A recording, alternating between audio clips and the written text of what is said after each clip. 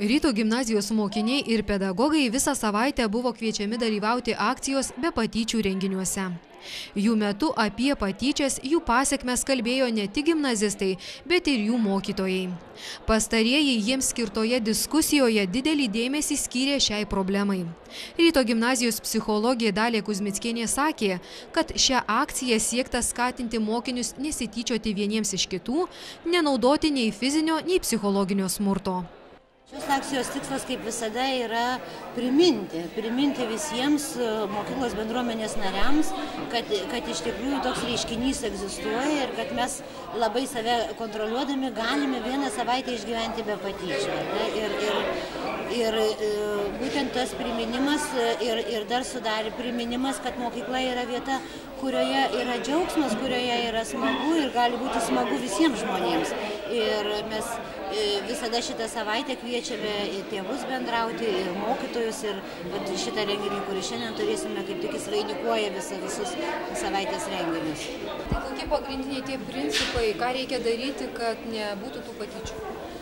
Visų pirma, mes kiekvienas turėtumėm pradėti nuo savęs. Mes turėtumėm neužmiršti, kad mes esame su kitais žmonėmis ir kad nebūtinai kitas žmogus turi suvokti mano motyvą, elgesį ar ne, bet mes tiesiog turime labiau save pakontroliuoti, savo žodžius pakontroliuoti. Mes nežinom, kokį poveikį tai gali padaryti kitam žmogui ir galbūt tai gali žodis visai atrodyti man nekaltas, o kitą labai žiauriai įskaudinti, ar ne? Ir mes labiau turime galvoti apie kitą žmogų. Turime ypatingai tai būdinga paauglystėje, kaip tik pradeda mokytis galvoti apie kitus žmonės. Vaikai nemoka, o paaugliai jau turi mokėti tą daryti ir mes tiesiog tą stengiamės priminti, kad galvokime daugiau vieni apie kitus.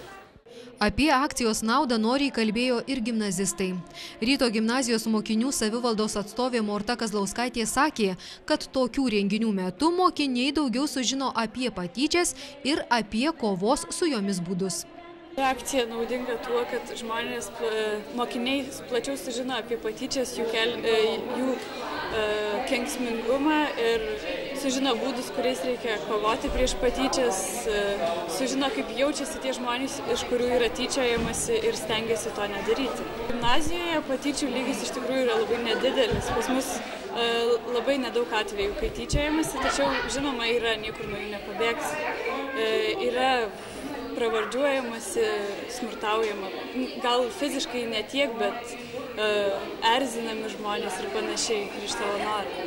Iš mano draugų tai turbūt, kad labai nedaug, bet gal yra keli, iš kurių yra pasityčioti. Savaitės be patyčių akciją vainikavo penktadienį gimnazijoje surengtas sportinis renginys Linksmosios estafetės, kuriuose dėl geriausiųjų titulo varžėsi mokinių, pedagogų, tėvelių ir policijos pareigūnų komandos.